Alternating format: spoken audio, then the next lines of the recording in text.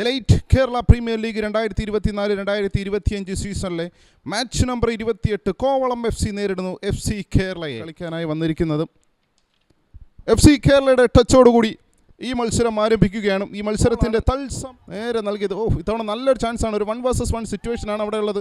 ഒരു ഷോട്ട് എടുക്കാനുള്ള ശ്രമം and out foot shot and goal number 1 Kovalam FC. മത്സരത്തിൻ്റെ 10ാമത്തെ മിനിറ്റിൽ ഗോൾ കണ്ടെത്തുന്നു. ബ്യൂട്ടിഫുൾ ഗോളാണ് നമുക്കിവിടെ കാണാൻ സാധിച്ചത്. ആ ഗോളിലേക്കുള്ള വഴി നോക്കുക. അതുൽ കൃഷ്ണയാണ് ഈ ഗോളിൻ്റെ അമരക്കാരനെന്ന് പറയുന്നത്. അദ്ദേഹത്തിൻ്റെ ആ ഒരു ലോങ് ബോളാണ്, നല്ലൊരു ഓവർഹെഡ് ബോളാണ് അവിടെ നൽകിയതും. ജേഴ്സി നമ്പർ 17 മുഹമ്മദ് ഷാഫിക്ക്. ജേഴ്സി നമ്പർ 11 ആണത്, ഷാഹിറാണ് ആ ഒരു ഗോൾ കണ്ടെത്തിയത്. ഷാഹിർ ഇപ്പോഴും അപകടം മാറുന്നില്ല. പെനാൽറ്റി ആയിരിക്കുള്ള ഷാഹിർ ആൻഡ് ഒരു ഷോട്ട് എടുക്കാൻ ശ്രമം and goal number 2 Kovalam FC. മത്സരത്തിൻ്റെ 24ാമത്തെ മിനിറ്റിൽ 2ാമത്തെ ഗോൾ നേടുകയാണ്.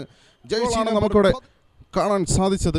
ഞാൻ നേരത്തെ സൂചിപ്പിച്ചു എത്രത്തോളം ഡേഞ്ചർ കളിക്കാരാണ് കളിക്കുന്നത്. ഏത് നിമിഷവും ഗോൾ വരാനുള്ള സാധ്യതകൾ അവിടെ കാണുന്നുണ്ട്. ഒറ്റയ്ക്ക് മുന്നേറി കട്ട് ചെയ്ത് നല്ലൊരു പാസിംഗ് ഓപ്ഷന് വേണ്ടി കാത്തു നിന്ന് ഒരു മൈനസ് സെറ്റ് ചെയ്ത് കൊടുക്കുന്നു. ഒരു പവർഫുൾ ഷോട്ടിലൂടെ ഗോൾ കീപ്പറുടെ ഇടത് ഭാഗത്തേക്ക് 48 മിനിറ്റ് കഴിഞ്ഞിരിക്കുന്നു. ഏത് നിമിഷവും വിസിൽ വരാവുന്നതാണ്. യെസ്, 1ാം പകുതിയുടെ വിസിൽ വന്നിരിക്കുന്നു. ത്തിലാണ് അക്ഷയുടെ പോക്കുമാൻ്റെ ഒരു ഫസ്റ്റ് ടൈം ഷോട്ട് എടുക്കാനുള്ള ശ്രമമുണ്ട് അവിടെ.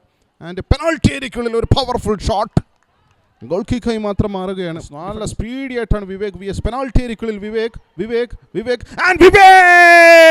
Goal number 3 Kovalam FC. മത്സരത്തിൻ്റെ ഫൈനൽ വിസിൽ വന്നിരിക്കുന്നു. 1-3 ഗോളുകൾക്ക് കോവളം ഫുട്ബോൾ ക്ലബ്ബ് ഈ മത്സരം വിജയിച്ചിരിക്കുന്നു.